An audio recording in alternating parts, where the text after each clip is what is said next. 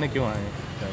मेरा नाम अशोक यादव है और मैं अमर स्तंभ दैनिक अखबार है, ये दैनिक अखबार, उसका मैं संपादक भी हूँ और प्रगतिशील समाजवादी पार्टी का प्रदेश महासचिव। कल से मैं कानपुर से बाहर था, लखनऊ में था और आज सुबह 6 से 7 बजे के बीच में हमारे घर पर किसी अपराधियों द्वारा बम से हमला किया गया है और भारी बम था जो घर के अंदर फेंका गया और घर पर हमारी पत्नी अकेली थी, बेटा भी नहीं था, रात को बेटा गया था, वो बीटेक कर रहा है और मैं भी बाहर था।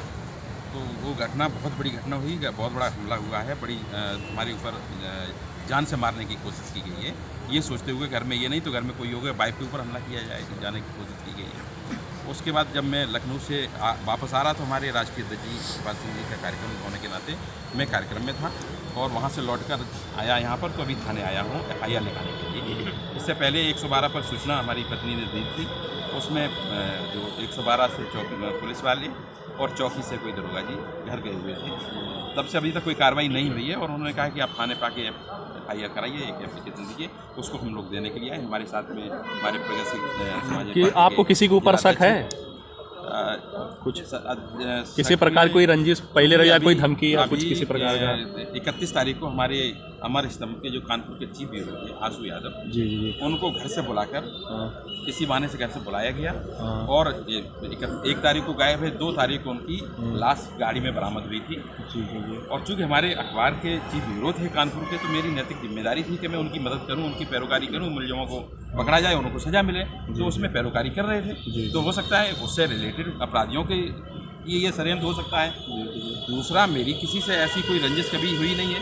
राजनीतिक रूप से मैं कानपुर देहात की रनिया विधानसभा से संभावित प्रत्याशी भी हूँ विधानसभा का और उसमें तैयारी कर रहा हूँ। तो हो सकता है राजनीतिक द्वेष बस किसी ने ये हरकत की हो या आंसू के अपराधी जो बाहर घूम रहे हैं, जिनको हम लोग गिरफ्तार कराने के लिए बराबर पुलिस पे प्रशासन पे दबाव बना रहे हैं, उनके द्वारा भी ये कृत्य किया जा सकता है। ये जाँच का बिंदु है, ये पुलिस को इसमें गंभीरता से जाँच करनी चाहिए।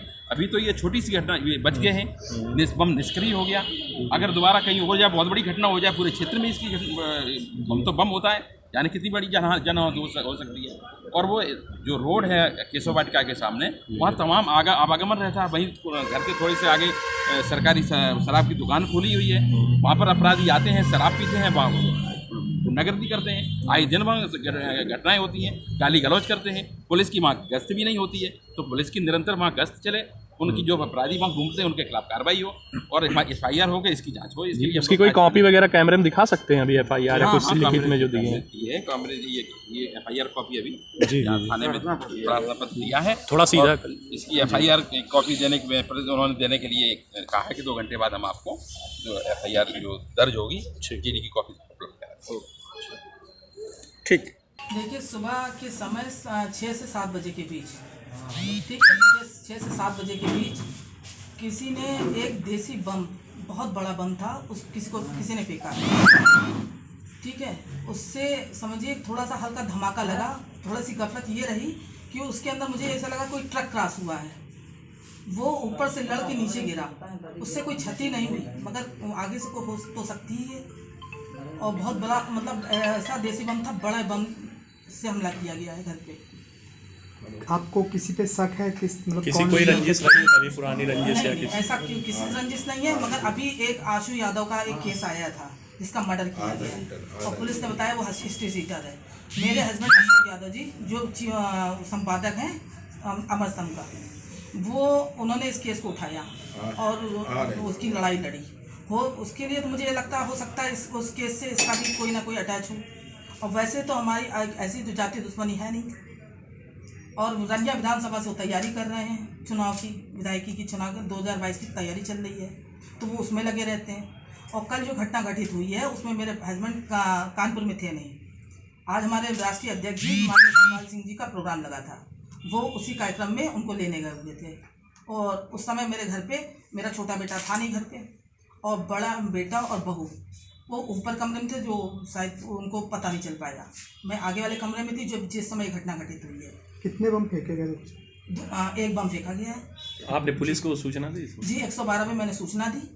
क्या कहा? सूचना देके बुलाया उनको और उनको पूरा संज्ञान में, उनकी वीडियो भी बनाई गई है और उनसे बात भी की गई है। उसको तत्काल इस पर कोई ना कोई गंभीर कार्रवाई करनी चाहिए, क्योंकि वो मैंने ये भी कहा उनसे कि आप आगे मतलब ऐसी घटना ना हो, यहाँ गश्त बढ़ा दीजिए, क्योंकि ये रेजिडेंशियल एरिया है, यहाँ पे दारू का ठेका भी है। अभी जिस समय पुलिस आई थी उस दिन 5 व्यक्ति अभी वहाँ से गुजर के गए। मैंने उनको इस पर भी इसलिए भी बोला कि आप लोग आपके सामने ऐसा हुआ और आपने कुछ नहीं किया। तो आप कह रहे हो कि मैं गश्त पे होता हूँ तो आप साइड में जाकर निकलते हो, जो करने वाला होता है वो भी सतर्क हो जाता है। यहाँ पे सामने कितने लोग हैं ऐसे कि जो आज चोरी डकैती का भी संभावना बहुत रहती है, ठीक है। और इस तरह से जो काम हो रहा है, और मैंने अभी भी पुलिस वालों से यही कहा कि अभी भी आए थे वो, तो उन्होंने भी मुझे गफलत में डाला कि मैडम इसके अंदर बारूद नहीं है, जबकि उसमें से पोटास की महक आ रही, बारूद की महक आ रही है। केस को फिर घुमाने की कोशिश की जा रही है, जैसे आंसू यादव वाले केस को घुमाया गया है। कानपुर में ऐसी घटना और घटित हो रही है, जो अभी एक केस और सामने आया है जिसको पुलिस से मिली हुई है। होता कुछ है, बताते लोग कुछ हैं, कोई मतलब कार्रवाई हो नहीं रही है। तो आप लोग से अनुरोध है कि इसको गंभीरता से लें और उसके प्रति कार्रवाई करवाएं।